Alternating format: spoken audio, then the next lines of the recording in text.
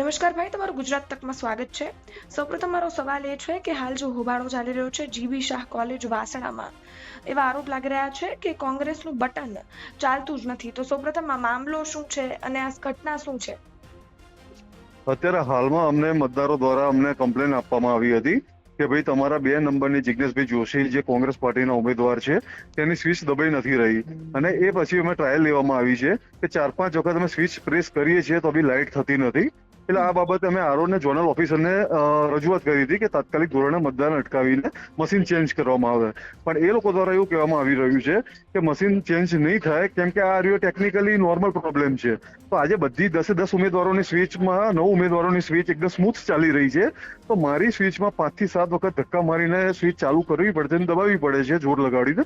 તો આ વસ્તુનો બનાવ અમે અનેક રજૂઆત કરવા છતાં પણ 1.5 કલાકથી અમારો કોઈ રજૂઆત સાંભળવામાં નથી આવી, અને અત્યારે હાલમાં એ પ્રમાણે એ લોકો ઈવીએમ મશીન ચેન્જ કર્યું મીડિયા આવ્યા પછી, એટલે અત્યારે ઈવીએમ મશીન ચેન્જ કરવાની કામગીરી પ્રક્રિયા ચાલુ છે હાલમાં।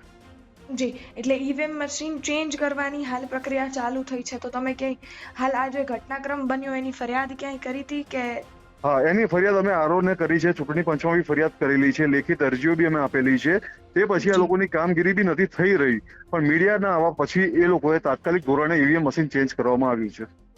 જી, તો તમને શું લાગી રહ્યું છે કે આ ઘટના બની એ ખાલી ટેકનિકલ ઇશ્યુ જ છે કે તમારે? ટેકનિકલ ઇસ્યુ નથી મેડમ, આજે સવારે બી એ વસ્તુનો બનાવ બનેલો છે શાળા નંબર 7, શાળા નંબર 8માં બી, ત્યાં પણ આ મશીનના 4 મશીનના ઇસ્યુ થયેલા હતા, ત્યાં પણ અમે રજૂઆતો કરેલી હતી, ત્યાં પણ મશીન ચેન્જ કરવાની અમે રજૂઆત કરવા છતાં પણ એ લોકો ત્યાં ચેન્જ કર્યા નતા।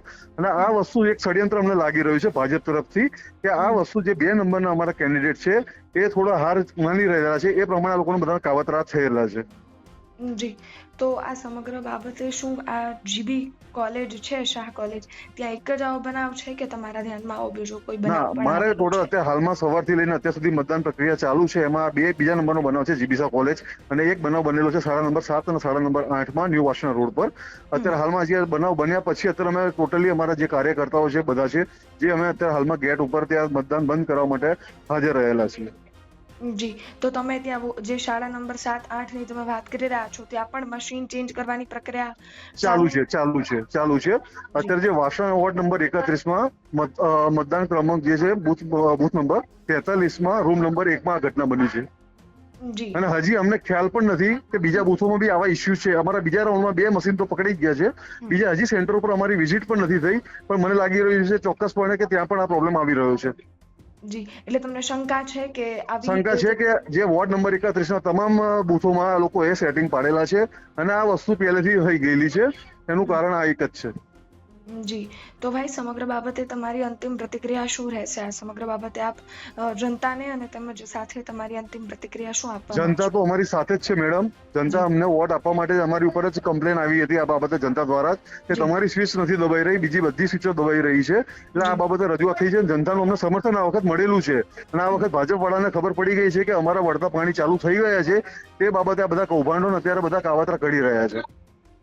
જી, તો આપ જનતા આપની સાથે છે, તો આપને વિશ્વાસ છે કે સમગ્ર ઘટના 100% જે પણ થઈ રહી છે એનો ઉકેલ આવશે? 100% આવશે, 100% આવશે। જી ભાઈ, આપ તમારા સમગ્ર બાબતે અમારી સાથે વાત કરી, અમારી સાથે જોડાયા તે બદલ આપનો ખૂબ ખૂબ આભાર ભાઈ। ધન્યવાદ મેડમ।